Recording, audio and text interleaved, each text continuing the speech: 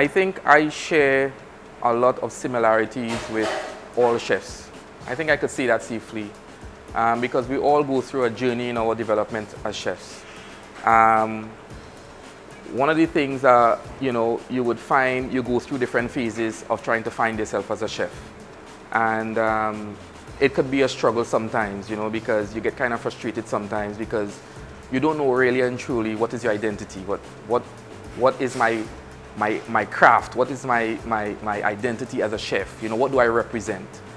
And one of the things that I have realized is it's very simple for a chef to be able to find himself. Stick to your roots. Stick to your roots.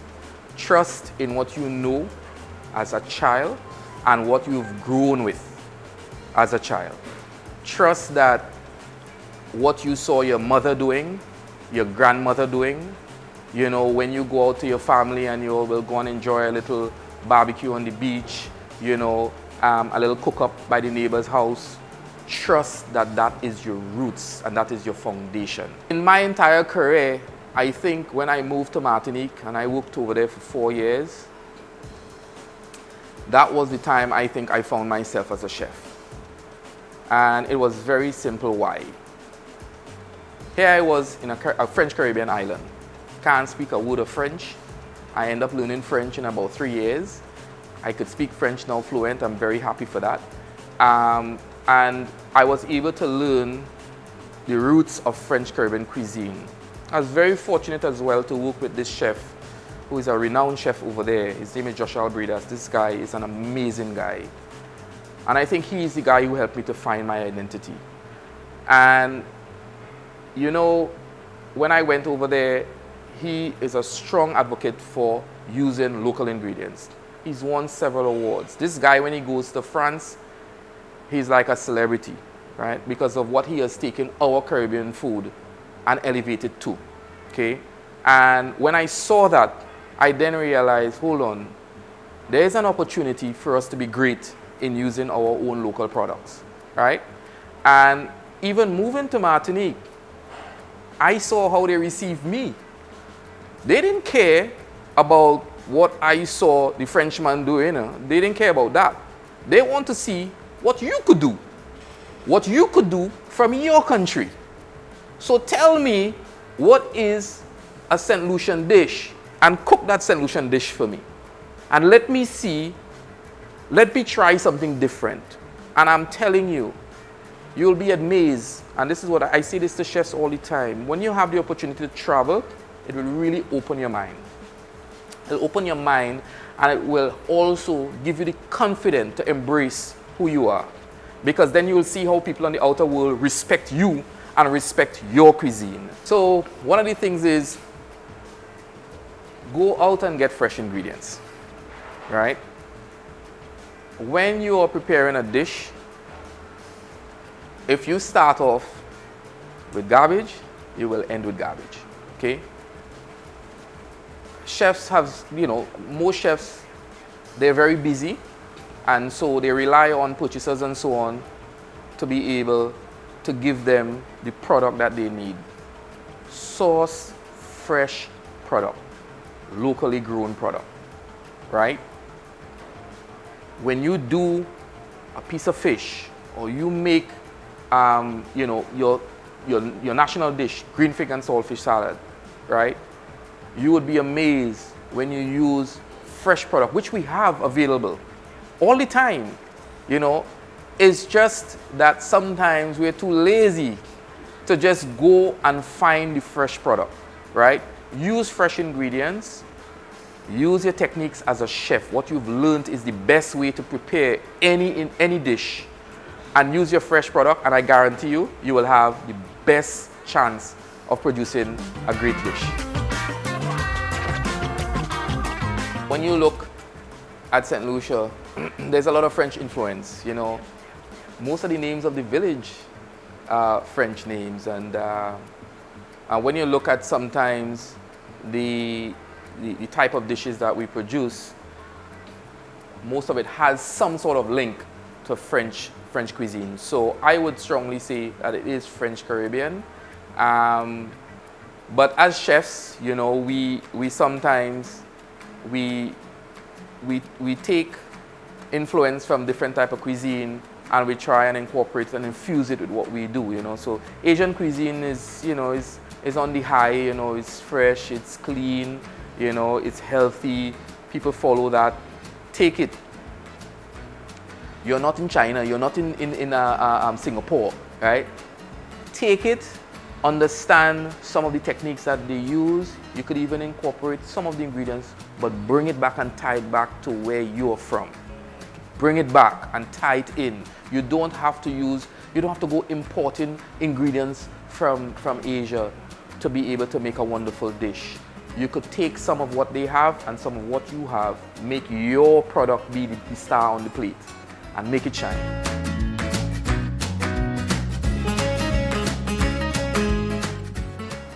I think we are progressing. As a culinary destination, there's quite a lot of work to do. And I don't know if I would see in my lifetime where I would like it to be, but I will certainly do my part, okay?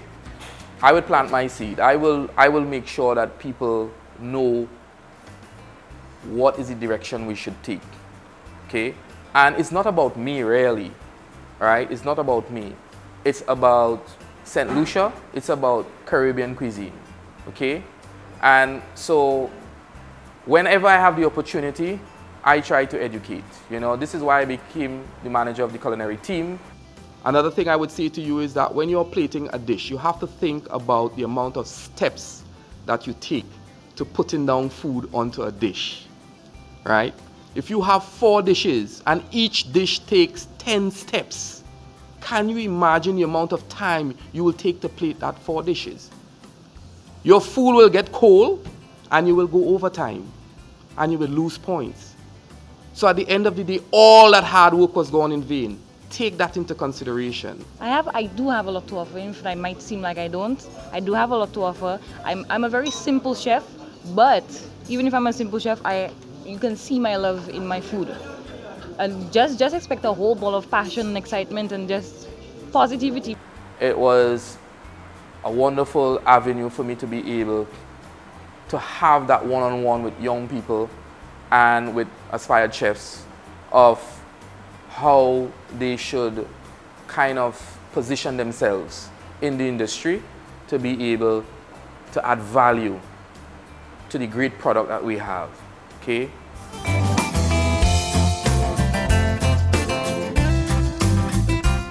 I went to the last competition in Miami and forgot the chef's name, but this guy came up and he was giving this very passionate speech. This guy is not a St. Lucian, okay? I think he's either English or something like that, somewhere from Europe. And the guy was so passionate, standing on a platform, speaking to hundreds of Caribbean chefs, basically saying to them, embrace your cuisine.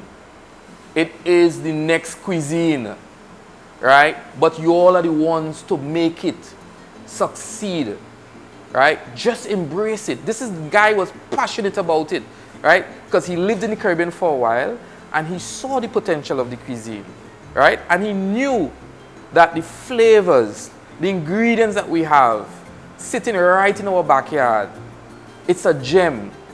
But it only takes our chefs to elevate it and take it to the next level.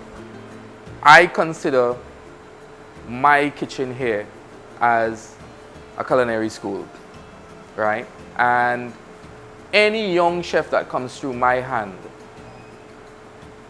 my mission is to help them to elevate themselves, is to help them to develop, right? And one of the things that I take pride in is that a lot of really, really good chefs, which people have basically poached from me, started off here as stewards, washing dishes.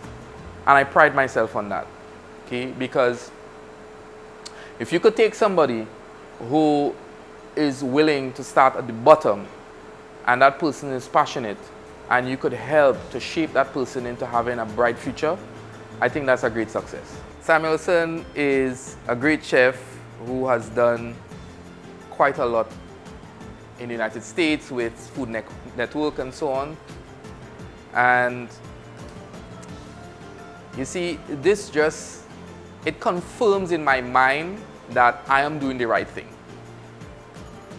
by what I'm doing personally and what I am sharing with my fellow chefs. I spoke to that guy on the phone, and here are his questions. What are some of the typical common use ingredients in St. Lucia? And I just start listing out. I call, the bananas, the breadfruit, dasheen, ground provision. I call some of the spices and so on and so on. The guy took all of it, listed it down. He and his team back in the States went and developed this wonderful menu using local ingredients. And this is why I'm saying it confirms in my mind that I am going in the right direction, right? The guy took breadfruit and he made gnocchi with breadfruit. Now, gnocchi is typically made with potatoes, right? He took the gnocchi and he made it with breadfruit. That's an Italian dish, right? And the guy took breadfruit and made this wonderful gnocchi with it. And he used callaloo as his base. And he had roast saltfish on it. And the entire crowd went crazy. Everything on the plate was local. This is a guy who has never been to St. Lucia, right? So, for me to talk to a chef in the States with, what is background? I think he's, gosh, I forgot where he's from originally. I forgot where he's from, but this guy took this ingredient list, went online, did research to understand the textures. Again, science behind food, the texture. Some of the questions here were very scientific. So what's the texture of the breadfruit? Is it like potato? Is it like tanya? Is it like, give me a little idea of what it is. Compared with something that I know. When you boil it, is it very mushy? Is it hard? This is the questions he's asking because he's trying to develop the whole understanding of the ingredient and the science behind it, and then he himself will take it and then incorporate it into something that will make an amazing dish. He did that, right? Among with several other dishes. I think it was a 7-course meal. I can't remember, it's years ago, but the breadfruit gnocchi really it stuck in my head. So, again, a foreign chef using local ingredients and creating something amazing, right? Just by talking to a local chef, right? And a local chef is giving him guidance for him to create something amazing. Well, you could do it too, right? You are local, you could do it better than him because you know it better than him for sure. You grew up eating it, you grew up, seeing it around. So this is why I keep encouraging, stick to your roots, trust in your product. Trust in your product and learn as you go. As chef development will never end. As confident as I might feel now in my career, I still learn every day. I learn from my staff, I learn from the internet, I learn from different chefs on the island. I'm learning constantly. You will never be able to grasp everything as a chef. And that's the great thing about it, so the job doesn't get boring. Okay? So it is always an exciting moment for you, but I always draw back on what I stand for, and I stand for a Caribbean chef. That's who I am.